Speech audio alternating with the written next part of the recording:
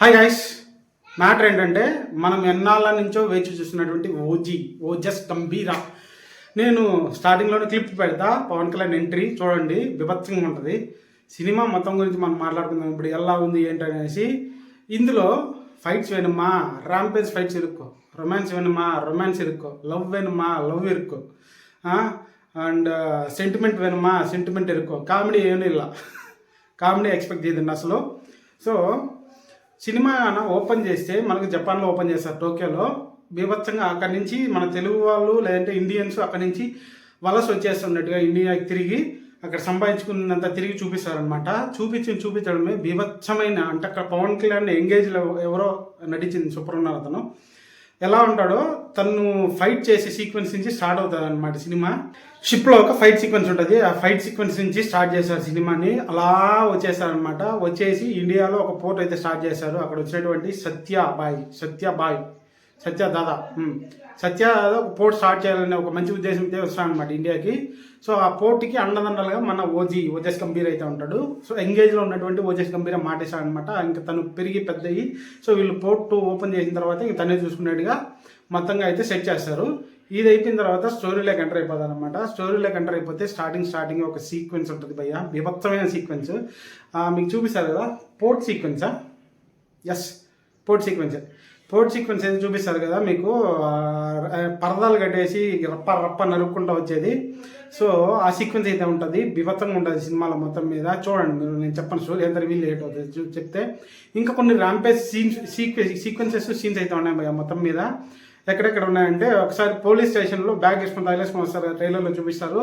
అది కూడా అక్కడ ఎలివేషన్ ఉంటుంది, బీభత్సమైన ఎలివేషన్, సూపర్ ఎలివేషన్ అయితే ఇస్తారనమాట పోలీసులు అందరూ కలిసి. దాని తర్వాత ఇంకా స్టోరీ అలా రన్ అవుతుంటుంది స్లోగా. నేను ఓన్లీ ఎలివేషన్స్ మాత్రమే చెప్తున్నా, స్టోరీ ఏం చెప్పాలనుకోవట్లేదు. So only ఎలివేషన్సే.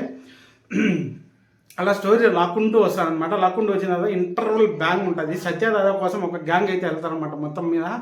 ఆ గ్యాంగ్ అంతా సత్యాని తారాడి పెడతా ఉంటే ఓజస్ గంభీర వచ్చేసి ఒక్కొక్కరిని నరుకుతూ ఉంటే బీభత్సంగా ఉంటుంది అయ్యా సీక్వెన్స్ చూడడానికి. అండ్ ఇంటర్వెల్ బ్యాంగ్ ముందు పవన్ కళ్యాణ్ కత్తెత్తుకొని ఒక కారు పైన ఫైర్లో నిలబడతాడు. రచ్చే మొత్తానికి సూపర్ అయింది. రప్ప ఆడ అల్లు అర్జున్ పుష్ప 2లో నరికేది కానీ అది ర్యాంపేజ్. దీంట్లో ఫుల్ ర్యాంపేజ్ అనమాట ఓజీలో. ఆ రేంజ్లో నరుకుతాడు ఒక్కొక్కరిని. ఈ మధ్యలో ఒక చిన్న సీక్వెన్స్ ఏమొచ్చింటుందంటే, కన్మణి ఉంది కదా హీరోయిన్ ప్రియాంక అరుల్ మోహన్, తనకి పవన్ కళ్యాణ్కి మధ్య ఏర్పడినటువంటి సంబంధం, పెళ్ళి లవ్ ప్లస్ వాళ్ళకి పుట్టిన బిడ్డ, ఇవన్నీ అయితే చూపిస్తారు ఈ గ్యాప్లో. ఇది అయిపోయిన తర్వాత సెకండ్ హాఫ్ అయితే మొదలవుతుంది. సెకండ్ హాఫ్లో భయ్య ఉంటుంది నా సామీరంగా. సో మళ్ళీ తిరిగి బొంబాయి వస్తున్నా అని చెప్తారు కదా.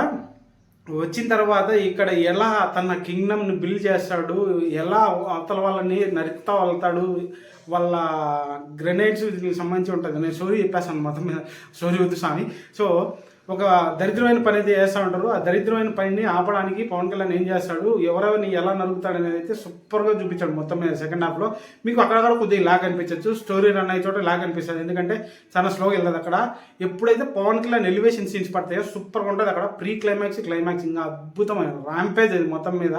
పవన్ కళ్యాణ్ పాపను ఎత్తుకొని వెళ్ళిపోతే అక్కడ ఒక్కొక్కరిని నరికేదానికి వెళ్తాడు. అబ్బా, కటానా యూజ్ చేశాడు భయ్య, ఆ తీరే సూపర్. గన్స్ యూజ్ చేశాడు, ఆ తీరు ఇంకా సూపర్. మన టోక్యో జపాన్లో స్టార్ట్ అవుతుందని చెప్పారు స్టోరీ. ఇంకొకటి దుబాయ్లో ఒకడు ఉంటాడు అనమాట, డేవిడ్ బాయ్ అని. ఆ డేవిడ్ బాయ్కి ఇంకొకటి వచ్చి జపాన్ నుంచి స్టోరీ చెప్తారనమాట, ఓజీ అంటే ఎవరు ఏంటనేది.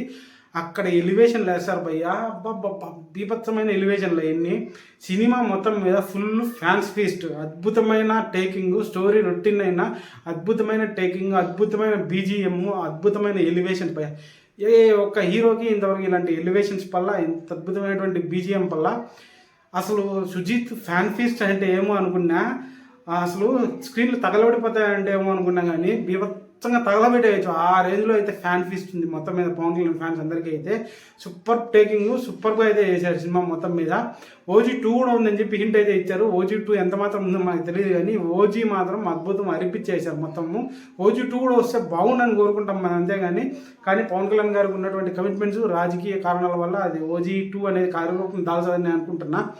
ఓజీ మాత్రం అద్భుతస్య సూపర్గా ఉంది సినిమా మొత్తం.